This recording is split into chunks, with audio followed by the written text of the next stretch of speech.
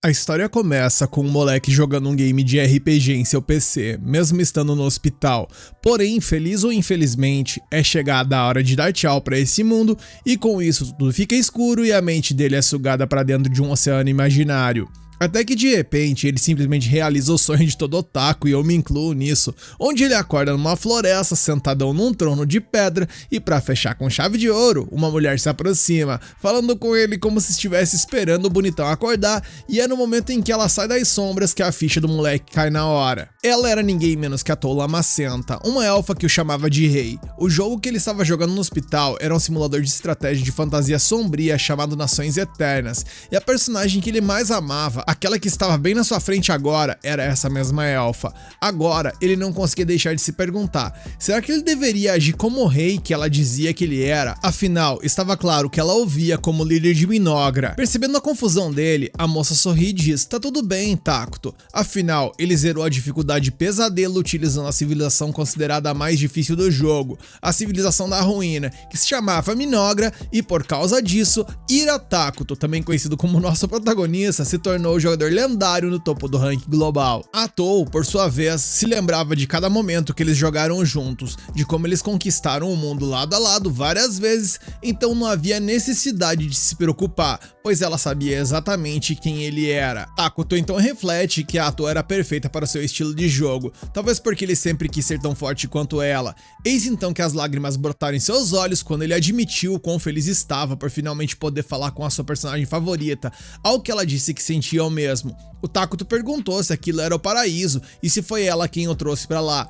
mas ela explicou que ela também simplesmente apareceu naquele lugar do nada e aquilo não parecia nem um pouco com o paraíso, e segundo ela, se fosse pra apostar, ela achava que esse lugar parecia mais com o mundo de Nações Eternas, no caso, o game que ele estava jogando. Ela disse que era clichê pra cacete chamar isso de um milagre, mas ainda assim ela considerava uma verdadeira honra conhecer seu mestre pessoalmente. Com isso, a elfa se ajoelhou diante do garoto, pegou a mão dele e o convidou para começar de novo, só os dois construindo um reino próprio. Só que quando a esmola é muito grande, o santo desconfia. Então é bem normal que o nosso mano Tacto estivesse quase fritando sem entender o que estava rolando. Mas ainda assim, com a sua leal companheira ao seu lado, talvez essa fosse sua chance de reviver aqueles dias de glória nesse novo mundo.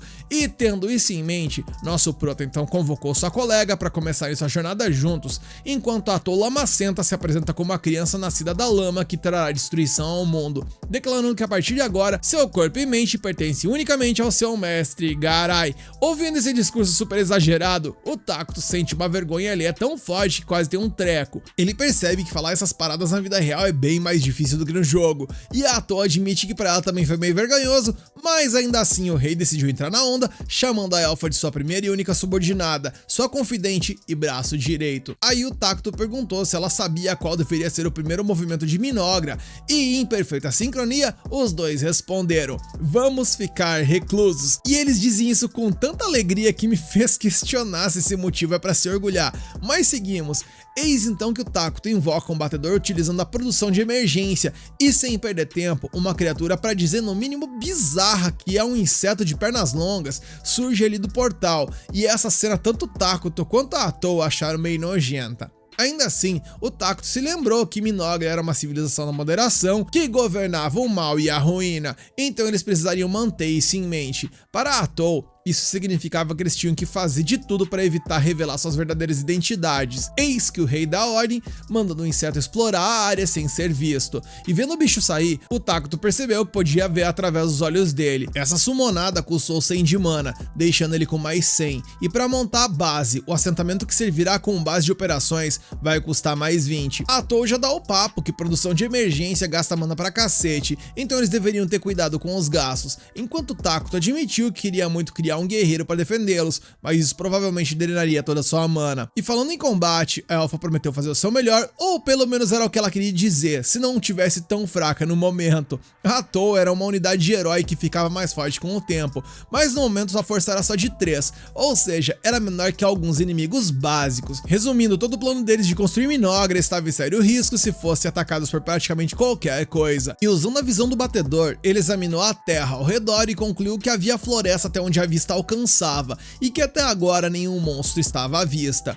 Atou pensava que a floresta era um lugar perfeito para se esconder, mas achou estranho que o inseto de pernas longas não tivesse visto um único animal pelo caminho. E para piorar, nosso prota percebeu que não havia absolutamente nada para comer, e tudo que podia fazer era ficar alerta e esperar que algo aparecesse. Atou então se desculpou por não ser mais útil, mas ele disse que só ter companhia dela já era mais do que suficiente, fazendo os olhos da garota brilhar de alegria. E vendo-a tão comovida, ele pensou consigo mesmo que era difícil notar essas pequenas coisas no jogo, mas a personalidade da Atou era realmente assim. Deixando-se de lado, através dos olhos do batedor, ele então descobriu uma comunidade de elfos negros não muito longe dali e explicou que esse tipo de elfo tende a ser neutro, talvez pendendo um pouco para o mal, o que honestamente para ele era um alívio. Pelo menos isso confirmava que eles realmente estavam no mundo de nações eternas. O problema é que se houvesse outro assentamento de civilização por perto, poderia dar problema e evitar a guerra no início do jogo era crucial. Com isso em mente, a prioridade máxima era encontrar um lugar seguro para se estabelecer, mas antes disso, eles precisavam ficar de olhos nos elfos negros e coletar mais informações, e se as coisas dessem errado, eles teriam que meter o pé dali, e eu me lavei de rir nessa parte, porque enquanto ele filosofa, Atou ficou ali servindo de plateia ambulante, e pelo visto eu vou gostar muito desse anime, porque pelo menos a comédia inicial é bem interessante, e o nosso mano Takuto não é um completo imbecil. Eis que para testar a sorte do nosso prota, um pequeno grupo de elfos negros apareceu diante do trono de pedra onde os dois companheiros de Minogra estavam sentados, e para eles, o nosso mano Takuto era só uma figura sombria e sinistra, uma visão tão aterrorizante que fez até o líder deles, que se chama Dia, suar frio. Convencido de que estava testemunhando o próprio capeta encarnado e sabendo que suas ações poderiam decidir o destino de toda a sua raça, o Dia se recompôs e deu um passo à frente. Curvando-se, ele apresentou seus companheiros como membros do clã Mazaran. Seu nome era Dia Nadiv e ele pediu desculpas por entrar na floresta sem permissão do que parecia ser o mestre daquelas terras. E com uma expressão fria, provavelmente metendo louco no blefe, Atou reconheceu que aquele elfo realmente entendia a gravidade de invadir ali, mas queria saber o motivo. Nisso, Dia explicou que o seu clã vivia em Doradia, mas foram perseguidos e forçados a fugir pela floresta. Ele tentou contar a história toda, mas Atou pressionou para ele ser breve, deixando o Dia cada vez mais ansioso para não cometer nenhum erro que colocasse seu povo em risco. No meio disso, o Takuto comentou sobre como os elfos negros pareciam magros e o Dia admitiu, com o coração pesado, que não tinha encontrado nada para comer por ali. O elfo então se perguntou por que seu clã tinha que sofrer tanto, quando tudo o que eles queriam era apenas um local pacífico para viver. Do nada, o suposto mestre da Floresta Sombria ofereceu a ele um punhado de maçãs e mencionou que elas ficavam deliciosas se eles as cortassem em forma de coelho. Dia nunca tinha visto uma fruta assim e se perguntou se seria rude experimentar uma na hora, mas o resto do grupo estava atorado de fome para ficar cheio de formalidade, então simplesmente morderam as maçãs e sorrisos brotaram no rosto de todos. Porém, isso não foi tudo, pois o tal do Malvadeza Suprema que estava diante deles abriu um portal e distribuiu peras também. Dia se curvou ainda mais, dizendo que havia outros como eles, incluindo crianças pequenas e famintas, e então, em vez de comer agora, ele pediu permissão para levar a fruta para os outros. Takuto ouviu, sentiu pena deles e entregou ainda mais comida, dessa vez com pão e vegetais também. E testemunhando o que parecia ser um milagre, o líder elfo refletiu sobre como os elfos negros sempre foram desprezados. Marcado pelo desprezo, seu povo foi forçado a viver nas sombras e ninguém nunca estendeu a mão para ajudá-los. Oprimido por tanto poder e misericórdia, Dia finalmente ousou perguntar quem era aquele indivíduo sentado no trono. Enquanto isso, de volta ao assentamento dos elfos negros, os que não viajavam faziam o possível para suportar a fome. Então, de repente, o grupo de busca retornou, com o líder sorrindo de orelha a orelha com a melhor notícia possível. Gente, finalmente a fome vai acabar, pois com toda aquela comida, a alegria varreu a vila inteira. E mais tarde, enquanto a comunidade dormia, o líder estava sentado perto de uma fogueira. Nisso, um velho ancião chamado Moltar se aproximou para parabenizar o chefe por seu trabalho, dizendo que viveu uma vida longa, mas nunca tinha visto frutas tão estranhas e deliciosas. Algo que Dia concordou e era exatamente por isso que o velho queria saber o que tinha levado o clã a tais circunstâncias. Pronto para compartilhar a verdade, Dia disse que encontrou um ser lendário nas profundezas da floresta. Segundo uma lenda, havia um ser selado nas terras amaldiçoadas e Moltar ficou atordoado, imaginando se o grupo da expedição tinha encontrado o Rei da Ruína, uma figura encontrada em livros e histórias antigas. Quando o mundo atingisse seu limite, o Rei da Ruína apareceria, trazendo devastação a todos, e por mais que ninguém pudesse dizer com certeza, também era impossível dizer que a lenda era apenas mentira. Dia, por sua vez, nunca soube o nome do ser, mas teve de admitir que a aparência assustadora se encaixava perfeitamente no título Rei da Ruína. A entidade era simplesmente além da compreensão, mas pelo menos ele tinha uma serva que podia esclarecer suas palavras. Seja como foi, mesmo sem ter certeza, o Moltar sente que aquilo não é coisa boa, e agora que seu estômago e um pouco da sua mana estão restabelecidos, o ancião pode sentir claramente: essa floresta está longe de ser normal. Ele se pergunta se o dia deu algo à entidade em troca da comida, mas o chefe insiste que não, e o ancião não engole essa, e argumenta que o Rei da Ruína nunca faria uma boa ação sem esperar algo em troca. Mas o dia jura de pé juntos que não houve preço e que parecia genuinamente um ato de misericórdia. Sua graça, como o dia chama, viu a situação desesperadora dos elfos negros e mostrou compaixão, e ouvindo isso, o ancião Moltar fica furioso que o dia se refira ao Rei da Ruína como sua graça, e começa a suspeitar que o líder caiu no feitiço da entidade. É aí que uma discussão começa entre esses dois pilares da comunidade, onde o dia insiste que eles devem o máximo de respeito a alguém que alimentou seu povo. Na real, ele devolve a pergunta ao ancião, perguntando o que ele teria feito em seu lugar, mas nem o Moltar consegue responder, então apenas se desculpa. Moltar então declara que a partir de agora ele vai lidar pessoalmente com o Rei da Ruína, afinal ele já viveu por 2 séculos, então com certeza pode descobrir algo. Enquanto isso, a cena muda e de volta aos fundadores de Minogra, Atol dá uma bronca de milhões em seu mestre por gastar um monte de mana para alimentar os elfos negros, lembrando de que eles precisam começar a construir sua própria nação, mas Takuto, que de malvadeza não tem absolutamente nada, apenas admite que precisa de sua companheira agora mais do que nunca. E ouvindo isso, a Atol nervosa simplesmente desmonta e entra num modo extremamente apaixonada e submissa, como se uma única palavra gentil de seu mestre fosse mais do que suficiente para derretê-la completamente. O Takuto, enquanto isso, lamenta que simplesmente não conseguiu se comunicar direito com os elfos negros e que não importava o quanto tentasse, as palavras não saíam. A Atol confessa que achou que ele estava só tentando agir com um mestre misterioso, que odeia papo furado e tals, e que deixa os subordinados resolverem, mas a real, meus amigos, é que o moleque é simplesmente péssimo em comunicação. Ele nunca foi bom na vida anterior com isso, e não era como se ele fosse virar um mestre da oratória e do carisma da noite pro dia. Ou seja, ele não ficou calado pra parecer fodão, ele ficou calado porque ele é tímido pra cacete. No dia seguinte, o ancião Moltar pergunta ao jovem líder dos elfos se ele está pronto para voltar ao lugar onde o Rei da Ruína os aguarda. Assim que o elfo concorda, o ancião experiente fica com a pulga atrás da orelha, preocupado com o que aquela entidade poderia querer em troca de ajudar o seu povo. E mesmo que Dia insista que nunca mencionou nenhum tipo de pagamento, o velho elfo sabe muito bem como a banda toca, afinal, seres malignos sempre esperam algum tipo de recompensa. De qualquer forma, ele entende que os elfos negros precisam da ajuda do rei para sobreviver, algo que Dia concorda, apontando que mesmo que eles saíssem da floresta em busca de comida, ainda poderiam voltar de mãos abanando. Falando em sair da floresta, Moltar se lembra de que uma das esperanças deles é de que o clã chegue ao continente negro e encontre um reino onde não sejam caçados, e que talvez essa seja a última chance deles. Com isso dito, ambos os líderes concordam com uma única coisa: o destino de seu povo está em suas mãos. Porém, o que eles não sabem é que o nosso mano Takuto está espreitando toda essa conversa graças ao seu espião. A cena então muda, onde o batedor volta rapidamente para seu mestre para relatar que os elfos negros chegariam em breve. Atol, a serva do nosso prota, já suspeitava que os elfos não conseguiriam carregar toda a comida sozinhos em uma única viagem, e o Takuto, por sua vez, aponta que ter pessoas com culturas e tecnologias diferentes por perto poderia facilmente levar a um conflito. Na real, ele preferia que eles apenas pegassem o resto da comida e dessem o fora o mais rápido possível, porém, a verdade é que ele se preocupa por não conseguir negociar com os elfos por conta do seu problema de comunicação, o que poderia causar um mal entendido do cacete no futuro. E vendo isso, Atol se oferece para cuidar das negociações em nome de seu mestre, o que também serviria para elevar a grandiosidade do rei, e ele aceita e agradece. A cena muda mais uma vez e vemos agora que ao cair da noite, Dia chega diante do Rei da Ruína, acompanhado pelo ancião da tribo, que se apresenta como Moltar Cordal Mazaran. Antes de mais nada, Moltar expressa sua gratidão pela generosidade do rei e então pede a honra de saber seu grande nome. Cautelosamente, Atol olha para o rei, que dá um aceno de aprovação.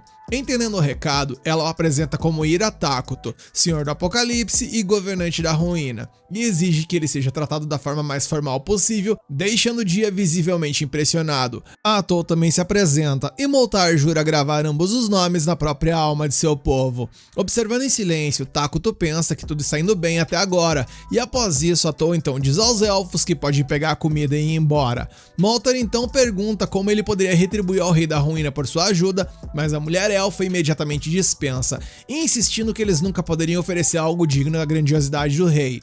Além disso, como o clã Mazaran não tem nada valioso o suficiente para corresponder a tal generosidade, Atou interpreta isso como uma atitude suspeita, o que torna a troca tensa. Ela questiona se os elfos estão planejando algo por trás dessa conversa fiada e sentindo a tensão no ar, Takuto sussurra algumas coisas no ouvido de sua serva. Ela surta, resmungando que esses elfos são péssimos negociadores e que se não deixarem o rei em paz, só causarão problemas e por isso deveriam ser aniquilados. Elevando a voz, Atou declara que a cabeça deles ficaria perfeita empalada em estacas e Takuto, enquanto isso, pede para todo mundo se acalmar, imaginando que os Mazaran só querem construir uma relação que beneficie a todos. E levando isso em consideração, então, talvez seja melhor aceitar alguma forma de compensação só para deixá-los mais tranquilos.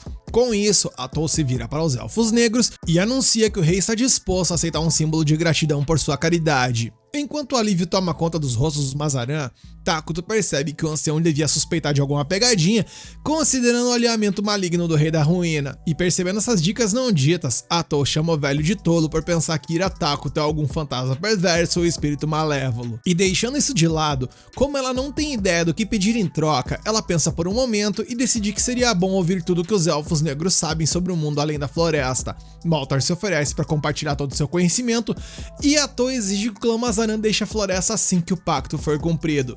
Dia fica claramente abalado com essa exigência e Takuto percebe isso imediatamente, que é muito mais fácil de ler ele do que o próprio ancião. O Moltar admite que nada deixaria seu clã mais feliz do que poder ficar na floresta, mas a Atou não permite. Além disso, se os Mazaran quiserem manter as vidas que foram poupadas, não devem falar sobre o que aconteceu ali. Diante do peso desse ultimato, Dia parece pronto para protestar, mas Moltar o acalma e retoma as negociações, expressando gratidão pela audiência com o rei e concordando com tudo que Atou estabeleceu. Enquanto os Elfos Negros partem, Takuto se pergunta se isso realmente é a coisa certa a fazer. Afinal, se os Mazaran forem exilados, é provável que desmoronem em algum lugar pelo caminho. Sabendo que o exílio pode muito bem significar a morte, o Rei do Caos estende a mão e convida os elfos para se tornarem seus súditos. Indignada, Atou pergunta o que diabos o rei está pensando. Ele explica que estava considerando usar o sistema de refugiados. Afinal, os Elfos Negros não são inerentemente bons ou maus, mas se forem aceitos como refugiados na civilização que Takuto planeja construir, e se as coisas funcionarem como no jogo, os elfos eventualmente se tornariam maus como eles. Atou concorda que é possível que seres de diferentes alinhamentos malignos coexistam, mas aponta que os Elfos Negros não são nada parecidos com os principais moradores de Minogra, que são os homúnculos, o que poderia criar um atrito. Takuto admite que isso é arriscado, mas pede a Atou para refrescar a memória dela e lembrar como são os homúnculos e se ela conseguiria viver apenas com aquelas criaturas como cidadãos. E ela admitiu que é impossível aturar a feiura e a estupidez deles por toda a eternidade, e que isso iria arrebentar com o psicológico deles. Rapaz, Atou se vira para os Mazaran e anuncia a intenção de seu mestre de em breve fundar uma nação, e se os elfos estiverem dispostos a se tornarem cidadãos, serão protegidos pelo rei e terão a felicidade eterna prometida. Por último, mas não menos importante, Atou joga real. Os Elfos Negros se tornarão seres malignos de agora em diante e com isso eles são livres para escolher seu próprio destino, mas adicionando uma nota pessoal, Atou garante que o lado deles é muito mais divertido do que parece. Na próxima cena, enquanto caminha em direção à tribo dos Elfos Negros, Atou continuava lembrando Takuto de olhar por onde pisa, já que ele estava descalço. Ela apontou que, embora tenha levado algum tempo, os Mazaran finalmente concordaram em se tornar os cidadãos de Minogra. E mesmo que hesitassem com a ideia de se tornarem maus, no fundo, eles sabiam desde o início que essa era a sua melhor opção.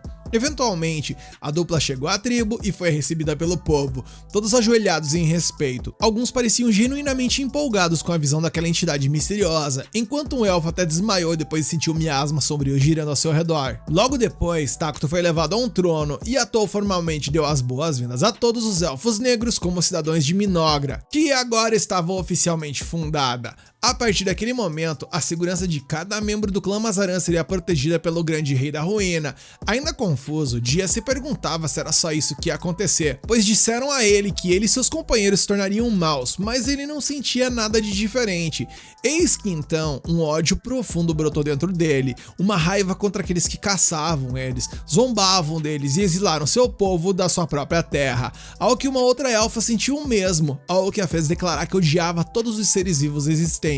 O mesmo sentimento podia ser visto nos rostos de cada elfo da tribo, e em meio a tudo isso, Takuto se aproximou de Dia para perguntar se ele estava bem, e o líder Mazaran percebeu que isso também era uma forma de felicidade, a alegria de ser cuidado. Então, com lágrimas nos olhos, todos os elfos saudaram o rei Ira Takuto, e seu entusiasmo era tão avassalador que nem mesmo o próprio rei tinha ideia do porquê todo mundo estava tão agitado.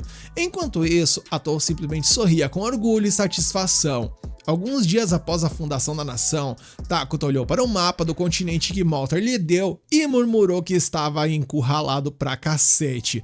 Atou perguntou o que estava acontecendo e ele, se debatendo no chão que nem uma criança birrenta, reclamou pra caramba que seu reino tinha a pior posição inicial possível, pois já existiam duas grandes nações no continente. A leste se situava o reino sagrado de Qualia, uma civilização humana devotada ao deus sagrado Arlus, e a oeste tinha Elna, um reino de elfos que adorava a natureza, ou seja, se qualquer uma dessas nações descobrisse a nação maligna ao sul, não sobraria nem poeira para contar a história, especialmente porque Minogra estava apenas começando e ainda era incrivelmente fraca.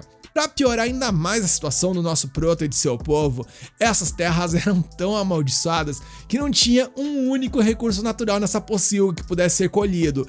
Porém, contudo e entretanto, nem tudo é tragédia, pois eles lembram que Minogra tinha os homúnculos como sua população base, que por mais férteis e felizes que eles possam ser, ainda eram burros e consequentemente impossibilitavam que pesquisas fossem produzidas. Só que agora, pela primeira vez, a nação não precisava depender apenas deles, já que os elfos negros faziam parte do reino e podiam cobrir essas fraquezas. Falando nisso, as orelhas de Atou se mexeram. Ela anunciou que os elfos estavam de volta, prontos para relatar sobre o mundo exterior. E sem demora, o ancião da tribo se encontrou com o rei da ruína ao lado do outro líder elfo. Dessa vez, Dia trouxe sua assistente que se chama Enli, já que ela era inteligente e versada em lendas e nos costumes de outras nações. E voltando aos planos para o futuro, Atou revelou que os Mazaran seriam designados para posições-chave na administração de Minogra. Moltar supervisionaria os assuntos do estado, já que ele podia usar magia e era uma posição de grande responsabilidade. Dia lideraria os guerreiros de Minogra, também encarregado de recrutar novas forças, ao que Dia aceitou com entusiasmo o novo papel e prometeu que se o rei ordenasse, ele não mostraria misericórdia a nenhum inimigo e exibiria seus corpos empalados como um aviso. Ouvindo isso, Takuto quase sujou as calças de medo, deixando Dia genuinamente confuso. Para amenizar as coisas, Atou explicou que o Takuto preferia a paz e isso deixou o Dia meio bugado. Afinal, por que diabos o rei da ruína seria um pacifista? Enfim, com o papel de todos definido, Atou disse aos elfos para descansarem bem e quando estivessem com boa saúde, para começarem a construir as casas. Vendo que Dia tinha falado demais, Moltar expressou sua mais profunda gratidão ao rei e insistiu que, ao contrário de Dia, que só se orgulhava de seus músculos, o ancião provaria seu valor com sabedoria. Dia retrucou, prometendo mostrar sua própria vitalidade, algo que um velho como Moltar nunca poderia mostrar. E sem saber o que dizer, Enli apenas mencionou que trabalharia duro, levando Atou a sussurrar para Takuto que essas pessoas parecem um pouco obcecadas por trabalho. E finalmente, ela perguntou se deveria ordenar a coleta de recursos, mas Takuto sugeriu desenvolver a área sem destruir a floresta. Ouvindo isso, Atou se virou para um ancião para perguntar se eles poderiam coletar madeira mantendo as partes da floresta intactas, e o elfo garantiu que sim, seu povo sempre viveu em harmonia com a natureza. Ouvindo isso, o Dia ficou perplexo, não apenas pelo fato do quão pacíficos eles pareciam ser, mas também pelo fato de que o rei da ruína queria proteger a flora e a fauna, apesar de serem considerados malignos. Mas isso não era tudo, pois Takuto declarou que seus cidadãos deveriam estar sempre reflorestando, embora estivesse claro que os elfos negros não tinham ideia do que isso significava. Pensando na árvore de desenvolvimento do jogo, Takuto adivinhou, com base no que ouviu até agora, que as pessoas nesse mundo estavam provavelmente em um nível tecnológico em algum lugar por volta da construção de fortalezas. Atou perguntou se os elfos negros estavam familiarizados com os termos magia militar e os 6 elementos principais. Moltar respondeu que conhecia os 4 elementos principais, conceito básico de magia. Enlil acrescentou que nunca tinha ouvido nenhuma outra nação mencionar magia militar. Então Atol percebeu que esse mundo ainda não havia alcançado o nível de tecnologia mágica de 6 elementos e estava atrasado em outras áreas também. Deixando isso de lado, a elfa explicou que o reflorestamento era a prática de plantar árvores onde elas foram colhidas a fim de manter o meio ambiente. Enlil admitiu que essa estratégia não fazia parte de sua tradição, enquanto o ancião notou que, na real, levaria séculos para as árvores amadurecerem depois de serem cortadas. Atol continua dizendo que o reflorestamento é um tipo de tecnologia que requer todos os elementos principais e que esse conhecimento, na real, vem de seu poderoso rei Ira Takuto. Ela faz questão de que todos saibam que o rei deles é 100 vezes mais incrível que qualquer um poderia imaginar e Takuto não pode deixar de sentir vergonha com tantos elogios. Ainda assim, Atol insiste que a sabedoria de seu governante abrange inúmeros campos e que o povo de Minogra é abençoado por receber seu favor. Enlil pergunta se as maçãs que receberam também foram invenção do rei e Atol, sem nem pestanejar, confirma que sim. Então casualmente adiciona que as uvas são criação dele. Falando nisso, Enlil diz que plantou as sementes daquela fruta roxa e mal pode esperar para vê-las crescer.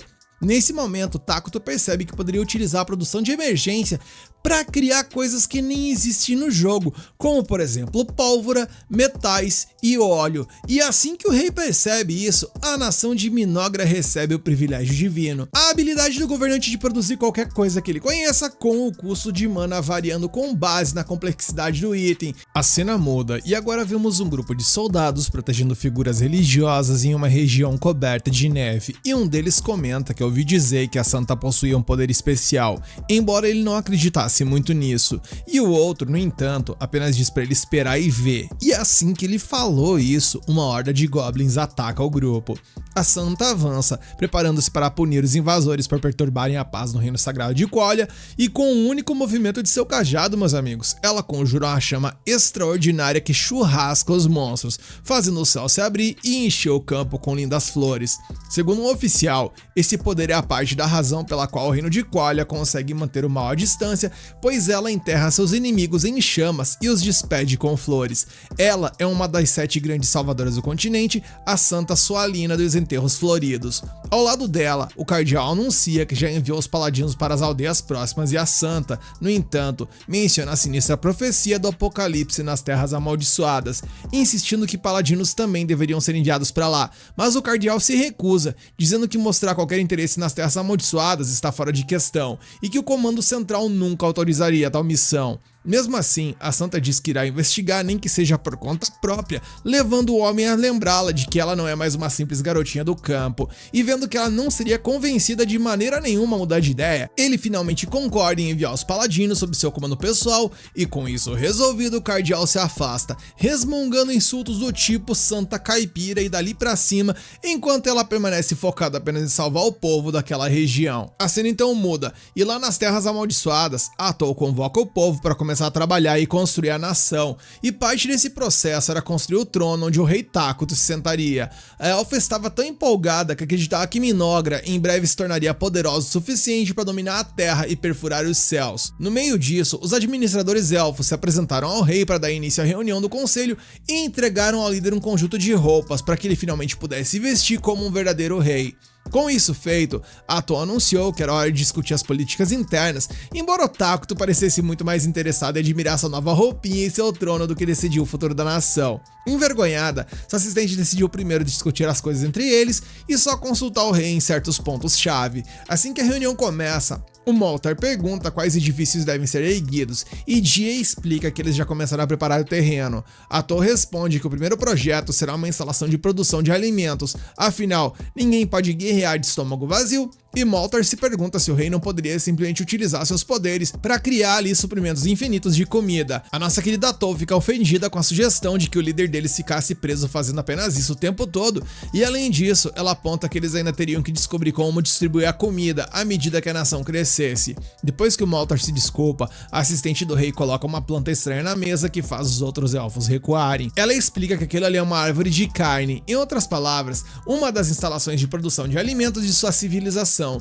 que produz carne misteriosa com gosto de carne humana. Moltar menciona que nem todo mundo aguentaria comer carne humana todos os dias, mas a Toll diz que eles só plantariam essas árvores para começar. Ela acrescenta que eles precisariam de uma cabana para gerenciar a árvore e um armazém para a comida, e a Emily fica encarregada disso. Nesse momento, esse satanás apelidado de árvore pede a eles para serem legais com ele, mandando a Emily pro puro suco do pânico. O próximo tópico na agenda do conselho era a pesquisa, pois na visão da Toll, como uma nação pequena, eles precisavam urgentemente adquirir tecnologias mágicas avançadas, um sentimento que o rei compartilhava com entusiasmo. Moltar confessa que também estava feliz em estudar magia, já que era uma paixão sua, e pergunta que tipo de magia eles pesquisariam, e a Toll não hesita mencionando que seria magia militar. Ela explica que a magia normal só pode atingir dezenas de inimigos de uma vez, enquanto a magia militar pode dizimar exércitos de milhares, remodelar a terra e oferecer todo tipo de vantagem estratégica. Moltar e Dia ficam maravilhados que tais feitiços sequer existam, e Tactus assegura que não é uma tecnologia particularmente difícil, então deve ser desenvolvida rapidamente, e com isso dito, o ancião Moltar assume com entusiasmo a pesquisa de magia militar. Por último, na agenda estava o planejamento militar, ao que o Dia aponta que eles primeiro precisam organizar um exército. Tactus responde que eles não focariam nisso ainda, enquanto a Toll explica que além de exércitos não produzirem nada, eles ainda consomem recursos. Dia entende, mas lembra a todos que seu grupo atual de guerreiros não era suficiente para proteger o rei, e para piorar, Moltar revela que tanto ele quanto o Dia têm recompensas por suas cabeças. E diante dessa situação, o rei Tactus declara que eles criarão um herói, ao que a Toll adorou a ideia. O herói pode ser caro para produzir, mas praticamente não tem custos de manutenção. Dia pergunta o que exatamente seria esse herói, e a elfa explica que em Minogra existem vários heróis que servem ao rei e todos são poderosos e possuem habilidades únicas, embora sejam todos monstros à sua maneira. Existem várias condições que devem ser cumpridas para invocá-los, mas em breve eles devem ser capazes de chamar pelo menos um. E além disso, como o rei lembrou a todos, exércitos são caros e chamam muita atenção. E levando isso em consideração, criar um herói poderia ser uma jogada inteligente, e tendo isso definido, eles partem para criar um herói e dar ao Dia a paz de espírito que ele tanto precisava. Depois de tomar essa decisão, Tactus comenta que honestamente discutir políticas internas até que é divertido, mas deixando isso de lado, ele reflete que eles também estão coletando mana de seus cidadãos, o que significa que as reservas de mana da nação estão em boa forma. A quantidade que coletam está diretamente ligada à felicidade do povo. Portanto, quanto mais felizes os cidadãos, mais a nação prospera. A cena então mudou mais uma vez e vamos agora para o reino sacro de Qualia, onde um guerreiro chamado Lonius tem a sua oração interrompida por uma suposta emergência. Ele não fica nada feliz com a falta de respeito do Verdol por aquele lugar sagrado. Enquanto Lonius guarda seu anel, Verdol brinca que a aliança de casamento do homem deve ter se tornado um amuleto de sorte. Ele pergunta os nomes da esposa e filha do Lonius, mas ele o ignora. Verdol insiste, explicando que um paladino de alto escalão está exigindo uma resposta, e relutantemente Lonius responde que sua esposa se chama Marcia e sua filha é Mina. Satisfeito, o superior nota que eles viajarão por alguns dias e brinca que estava planejando uma zoada no Lonius ali se ele começasse a chamar o nome da esposa e da filha enquanto dormia, mas sem se importar com a zombaria, Lonius mentaliza que se por um lado esse cara é um escroto, por outro lado suas habilidades são fantásticas. De qualquer forma, Verdol está irritado por ser enviado ao continente negro, mas Lonius explica que é porque eles precisam investigar uma revelação que a Santa Soalina recebeu. Verdol lamenta que a unidade dele seja pequena demais para algo tão delicado, já que são apenas eles dois, e eles foram instruídos a completar o resto da equipe com mercenários. Lonius concorda que é raro eles investigarem fora dessas fronteiras, então claramente deve haver alguma razão pela qual forçaram Verdol a se juntar a ele pouco antes da partida. Ao saírem, a dupla encontra um grupo de soldados que saiu do chefe Lonius, e Verdol assume que seu parceiro deve ter contratado esses mercenários, e de repente fica muito mais motivado. Lonius considera que apesar da atitude do Verdol, ele ainda é um paladino de alto escalão, o que definitivamente aumentará as chances de sobrevivência dessa equipe. De volta a Minogra, as coisas parecem estar indo de vento em popa, e Tactus observa todo o processo se desenrolar, com seus olhos cheios de alegria e esperança. Ele viu sua civilização começando no jogo inúmeras vezes, mas era um jogo, e agora ele pode testemunhar em primeira mão, como se fosse a vida real, e isso é simplesmente incrível. Logo depois, ele e a Atol são levados para Enli para visitar a área residencial da nação, e segundo o guia, os elfos negros são especialistas em construir casas nas copas das árvores, mas como eles têm priorizado as árvores de carne, poucas casas foram erguidas ainda. Pelo menos as árvores de comida estão crescendo bem e o armazém de alimentos deve ficar pronto em breve. Enli também menciona que no Instituto de Pesquisa Mágica, o ancião Moltar está reunindo aqueles com talento mágico para iniciar novas pesquisas. Takuto fica satisfeito com a iniciativa e a desenvoltura de sua subordinada, e o mais importante, os elfos negros, que antes eram tão magros e exaustos, agora estão cheios de vida. Enli, um pouco ansiosa, pergunta o que o rei acha de tudo isso, já que todos têm trabalhado tanto para retribuir sua misericórdia, e Takuto assegura que acha tudo incrível e diz que está feliz em receber os elfos negros como cidadãos. E ela, ao perceber que foi reconhecida por seu trabalho duro, começa a chorar de alegria. Depois de se recompor, ela aponta que as árvores de carne estão quase prontas para a colheita, tudo graças a ferramentas agrícolas que o rei forneceu. Com uma voz assombrosa, uma das árvores afirma que seu fruto está quase maduro, e isso gela a espinha da Enli mais uma vez. Enquanto a Atol, emocionada, comemora que eles finalmente garantiram comida suficiente, Enli então quer mostrar a fonte de água que havia mencionado. Só que no caminho ela sente algo estranho na floresta e suas suspeitas são confirmadas quando chegam à água.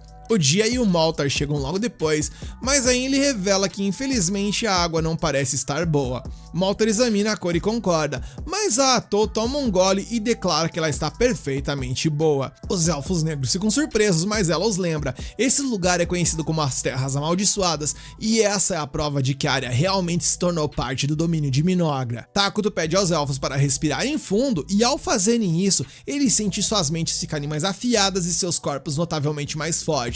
E a Atol diz que as terras amaldiçoadas beneficiam os seres malignos, enquanto prejudicam aqueles que são neutros ou bons. Ouvindo isso, Dia bebe a água e não encontra nada de errado com ela, e Takuto aponta que esse território conquistado é perfeito para a defesa, e em breve toda a terra pertencente a Minogra será a mesma. E grato pelo imenso poder do rei, o ancião Moltar nota que a única desvantagem é que essa transformação torna mais fácil para os inimigos localizarem o território, e mais uma vez Dia insiste que eles precisam formar o tal do exército, e sem se abalar, Atol lembra a todos que eles criarão um herói. Ao que o Moltar admite com alguma confusão, porque ele não tem ideia do que isso significa de fato. E bem, meus queridos, às vezes atitudes valem mais do que palavras, então a elfa achou mais fácil mostrar o que ela queria dizer. Nesse momento, alguns tentáculos mágicos e sombrios saem de suas costas, fatiando as árvores atrás dela como se fossem navalhas. E depois dessa demonstração visceral, a elfa revelou que ela mesma era uma heroína, e que o que eles acabaram de ver não era nada comparado ao que ela poderia fazer em seu auge.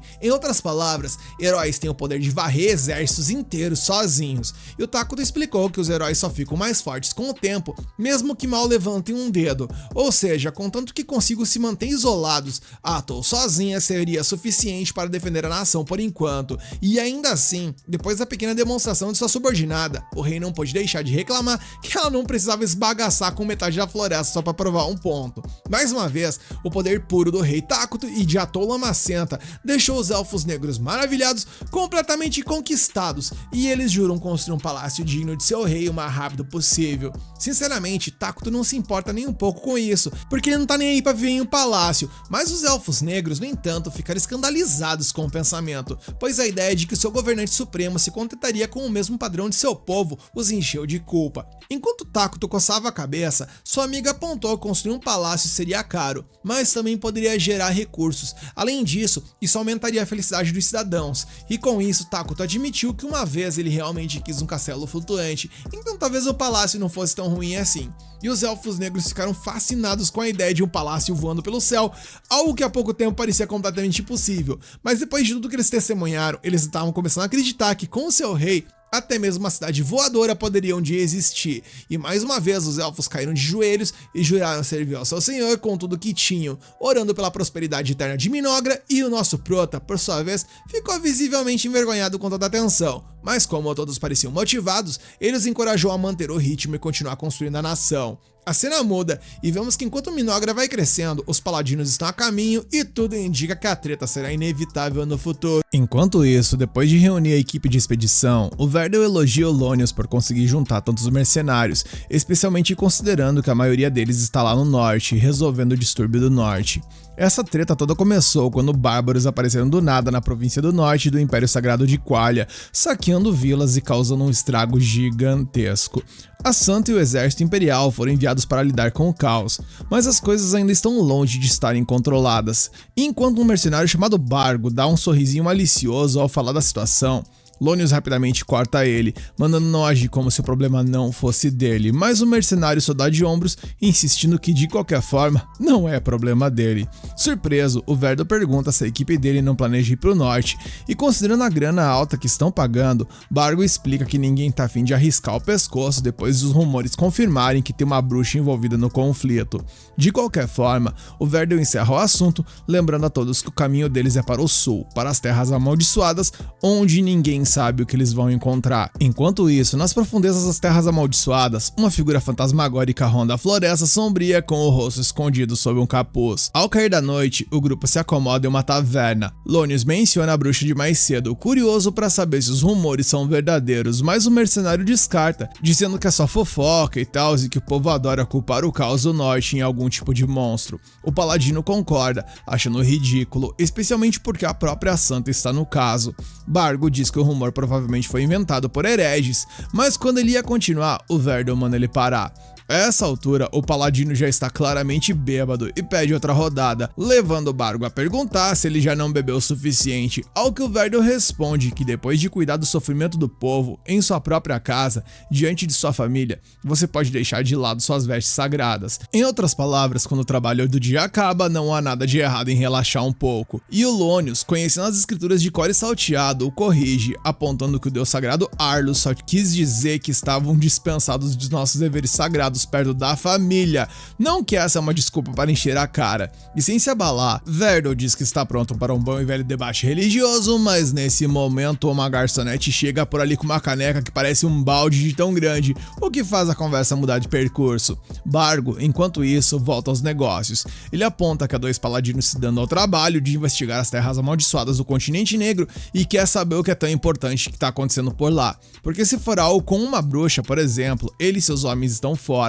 Verdel garante que não é o caso, na verdade é sobre elfos negros que fugiram para aquelas terras e as autoridades de Collier são preocupados que eles possam causar problemas. E Bargo acena, entendendo. Aquela raça de elfo é famosa por assassinatos e maldições, ao que Lonius acrescenta que eles podem se tornar uma ameaça se ficarem mais fortes em segredo, mas Verdel diz para ele não se estressar. Eles estão lá apenas para investigar dessa vez, e se as coisas derem errado, eles podem simplesmente dar no pé, algo que Bargo fica aliviado ao ouvir, porque dá no pé pelo visto é com ele mesmo. Mas o outro paladino questiona se essa é realmente a maneira certa como um guerreiro de Deus deveria agir, já que juraram dar a vida para lutar contra o mal, e o seu colega contra-argumenta que buscar a glória nem sempre é o objetivo, e que às vezes você tem que dar um passo para trás para poder dar dois passos para frente, e isso foi inteligente, hein? Afinal, todo mundo ali tem família esperando por eles, e isso é motivo suficiente para ter cuidado antes de mergulhar de cabeça no perigo. E eu vou dizer que eu concordo com esse cara, hein? Dito isso, o paladino se pega pensando quando se tornou um velho bêbado que dá conselho a todos, mas deixando isso de lado, ele levanta sua caneca e propõe um brinde à expedição do continente negro, e com um suspiro profundo, Lonius aperta seu anel e pede ao deus sagrado Arlus que cuide de todos eles. Enquanto isso, no continente negro, o nosso prota Takuto reúne os elfos para um evento que nenhum deles entende o que tá rolando.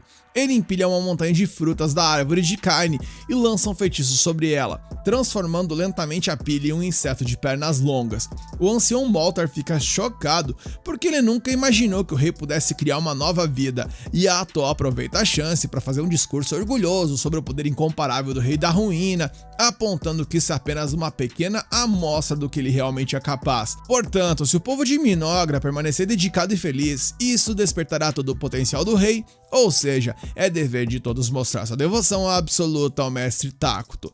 Quando a multidão se dispersa, nosso prota parece aliviado pelo ritual ter corrido bem, e eles ficam surpresos com a facilidade de reunir os recursos necessários, mas o que ainda é mais importante agora é que eles sabem que podem criar novas unidades, o que significa que da próxima vez eles poderão tentar a invocação de um herói, embora precisem acumular mais mana primeiro. Ainda assim, com dois heróis, eles terão muito mais confiança em sua força militar.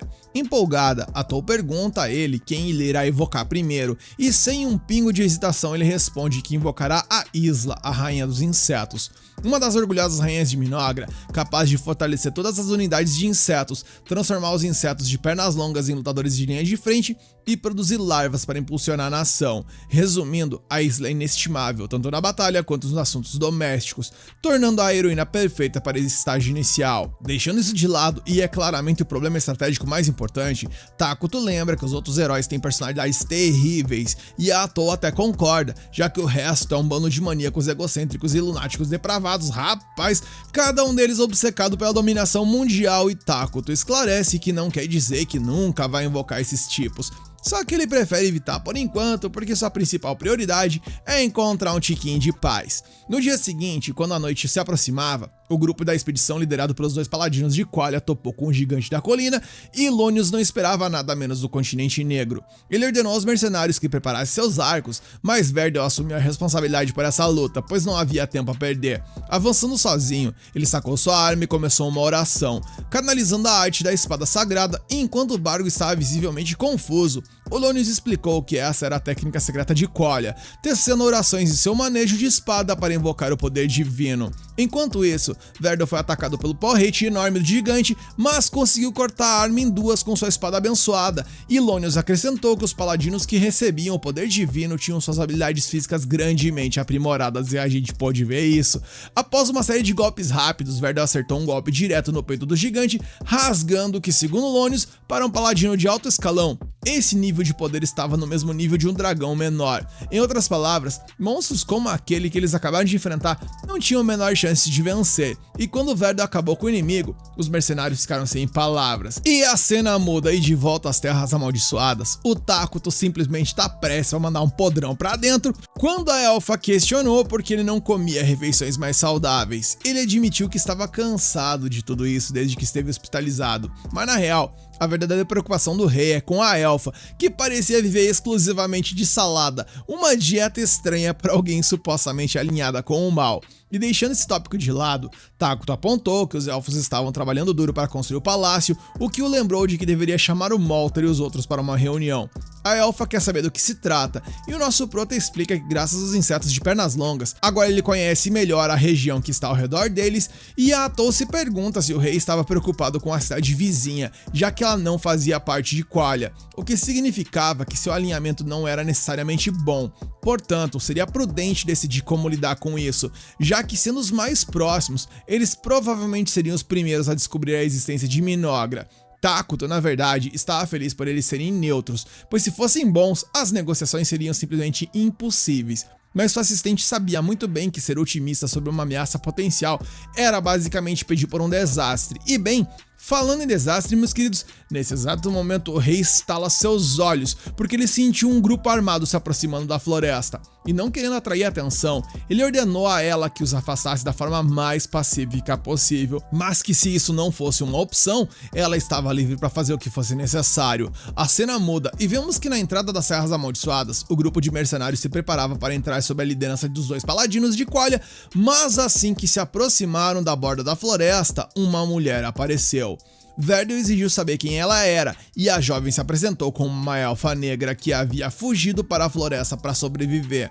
Ela perguntou o que os trazia por ali, mas Verdel se recusou a revelar seu propósito, questionando a presença dela. Ela respondeu simplesmente que estava vivendo com os outros que passaram por dificuldades semelhantes. A elfa então pediu gentilmente para que eles voltassem, e Ilonius tentou se intrometer, insistindo que eles eram homens reconhecidos por Deus, mas o Verdel o calou rapidamente, afinal, era ele quem estava falando agora. O paladino mais jovem insistiu que não podia simplesmente dar meia volta e ir embora, mas ela implorou por misericórdia, explicando que seu povo estava aterrorizado, e vendo quão persistente ela era, Verdel se perguntou se havia algo escondido na floresta, ao que ela garantiu que não havia nada além de paz e sossego.